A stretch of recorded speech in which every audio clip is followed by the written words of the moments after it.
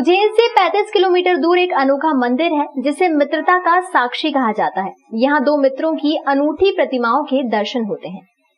मित्रता का साक्षी ये मंदिर भागवत पुराण के 10वें स्कंद में इसका प्रमाण मिलता है। यहाँ भगवान श्री कृष्ण की अनेक लीलाओं में से एक महत्वपूर्ण कहानी भी जुड़ी है। इस स्थान से 1 किलोमीटर दूरी पर स्वर्णगिरी पर्वत है, जहाँ कृष्ण सुदामा ने गुरु माता की आज्ञा से लकड़ियाँ चुनी थी। कृष्ण सुदामा ने एक रात यहाँ विश्राम किया था। सुदामा की प्यास बुझाने के लिए श्री कृष्ण ने भूमि से मिट्टी हटाई थी। वहाँ से जल निकला था, जिसे आज दामोदर कुंड के नाम से जाना जाता है। गुरु सांदीपनि ने भगवान कृष्ण को इसी स्थान पर नारायण की उपमा दी थी। इसी वजह से इस स्थान का नाम नारायणा पड़ा। ये स्थान जाति पाति, अमीरी गरीबी, ऊंच नीच के भेदभाव से दूर होकर नर नारायण की मित्रता का जीवंत प्रमाण है। ये अद्वितीय तीर्थ सच्ची मित्रता और गुरु भक्ति का संगम है। विश्व के प्राचीन, पौराणिक, ऐतिहासिक और धार्मिक तीर्थ स्थलों में विशिष्ट स्थान रखता है। उज्जैन से 35 किलोमीटर दूर नारायणा ग्राम वर्ष में तरह तरह के डे मनाने का प्रचलन है। इसी तर्ज पर 5 अगस्त को फ्रेंडशिप डे मनाया जाएगा। मंदिरों की राजधानी उज्जैन, जहां सभी देवी देवताओं के कई मंदिर हैं। इसी श्रृंखला में शहर से करीब 35 किलोमीटर दूर आगर रोड पर जेथल से एक रास्ता नारायणा गांव की ओर जाता है। यहाँ दो दोस्तों का अनूठा मंदिर है, जिसे कृष्ण सुदामा धाम के नाम से जाना जाता है। ये मंदिर अति प्राचीन है। फ्रेंडशिप डे पर जहाँ लोग अपने प्रिय मित्रों को फ्रेंडशिप बेल्ट बांधेंगे, उपहार देंगे या अन्य तरीके से इस दिन को सेलिब्रेट करेंगे, वहीं मंदिरों के शहर में एक मंदिर दो दोस्तों के नाम पर भी है, जहाँ कृष्ण और सुदामा की दुर्लभ प्रतिमाएं मौजूद है। यहाँ के पुजारी का कहना है कि विश्व भर में इनका और कहीं मंदिर नहीं है।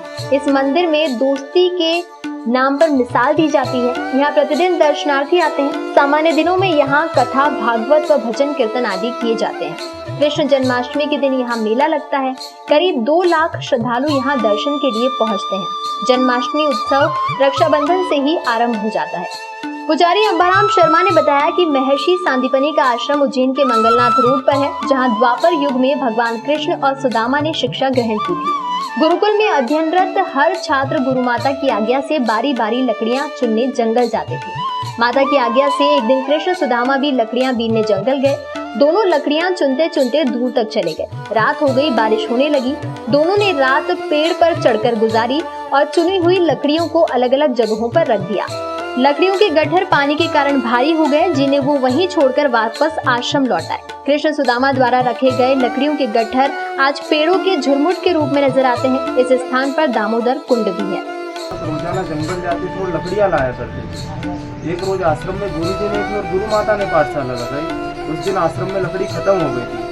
गुरु माता ने पूछा कि आज किन बच्चों की लकड़ी लाने की बारी है। तो सभी शिष्य बोले कि माता जी हमें एक बार ले आए, लेकिन कृष्ण और सुदामा कभी जंगल लकड़ी लेने गए ही नहीं, क्योंकि गुरुजी नहीं बेचते थे इन्हें। क्योंकि गुरुजी को यह बात पता थी कि कृष्ण स्वयं भगवान है।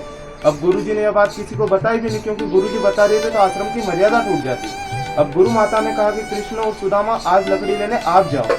चलने पर गुरु माता ने सुदामा जी को 2 मुट्ठी चने दिए थे कि भूख लगे तो ग्रहण कर लेना। लकड़ी तो उस समय उज्जैन के आसपास ही मिल जाती और आज भी मिल जाती, लेकिन भगवान कृष्ण क्या ये है लीलाधारी। ये लीला करते करते यहाँ से आधा किलोमीटर दूर स्वर्णगिरी पर्वत है, वहाँ पे गए। वहाँ से लकड़ी का गट्ठर बना के यहाँ तक आए थे। यहाँ आते समय शाम हो गई थी। सुदामा जी दुबले पतले ब्राह्मण थे और थक चुके थे। उन्होंने कहा प्रभु कुछ पल यहाँ विश्राम कर लेते। विश्राम करने पर जो सुदामा जी लकड़ी का गट्ठर बना के लाए थे उन्होंने वहाँ पे रख दिया, और जो भगवान कृष्ण लाए थे उन्होंने यहाँ पे रख दिया। अब भगवान स्वयं आए तो इंद्रदेव का आना जरूरी। पानी आ गया। पानी की झड़ी के कारण जो सूखी लकड़ी लाए थे ये हरी हो गई। ये तभी के 5300 वर्ष पुरानी लकड़ी है। सदा हरी भरी रहती है। किसी भी मौसम में और कभी पतझड़ भी नहीं होती और बिना पानी से चलती, सिर्फ बारिश का ही पानी रहता है। इसके अलावा गर्मी में कोई पानी भी नहीं डालते। कि सुदामा कट कट की आवाज का ही क्या रही। तो सुदामा जी झूठ बोल गए कि प्रभु बारिश के कारण ठंड लग रही है, मेरे दांत किटकिटा रहे, मेरे दांत की आवाज है। जबकि सुदामा जी चने खा रहे थे। अब सुबह हुआ, भगवान ने सोचा सुदामा जी ने चने तो खा लिए, अब प्यास लगी होगी, जल पिलाना भी जरूरी। फिर भगवान ने जल मांग लिया कि सुदामा जल लाओ, हाथ मुंह धोएंगे, जलपान करेंगे। सुदामा जी को यहाँ कहीं जल नहीं दिखाई दे रहा। सुदामा जी ने कहा प्रभु ये बियाबन जंगल है, महाकाल वन है, मुझे यहाँ कहीं जल नहीं दिखाई दे रहा। बारिश का गिरा था वो भी बह के चला गया। वहीं आश्रम पे चलेंगे, वहीं स्नान करेंगे, जलपान करेंगे। तो भगवान ने कहा कि नहीं, आश्रम पे गोमती कुंड और यहाँ पे दामोदर कुंड है। फिर ये जो कुंड बना यहाँ पे जगह बताई, सुदामा ने अपने हाथों से मिट्टियां लगटाई, तो दामोदर कुंड का निर्माण हुआ। कमंडल भरा, भगवान को दिया, भगवान ने हाथ मुंह धोए जलपान किया, सुदामा जी ने किया। फिर भगवान ने चने मांगे थे, जो गुरु माता ने चने दिए थे वो लाओ सुदामा। फिर सुदामा जी को सच बोलना पड़ा कि प्रभु तो मैं ग्रहण कर गया, कि मेरा हिस्सा, कि मैं आपका हिस्सा भी ग्रहण कर गया। कि सुदामा जी वो तो श्रापित चने थे, अब दरिद्रता भोगनी पड़ेगी। जो सुदामा जी गरीब बने थे वो भी इसी स्थान से बने थे। अब दूसरी ओर गुरु जी ने पाठशाला लगाई, पाठशाला में 2 शिष्य कम दिखे, कृष्ण और सुदामा। सभी शिष्यों को इकट्ठा किया और पूछा कि आज 2 शिष्य कम दिख रहे, कृष्ण और सुदामा।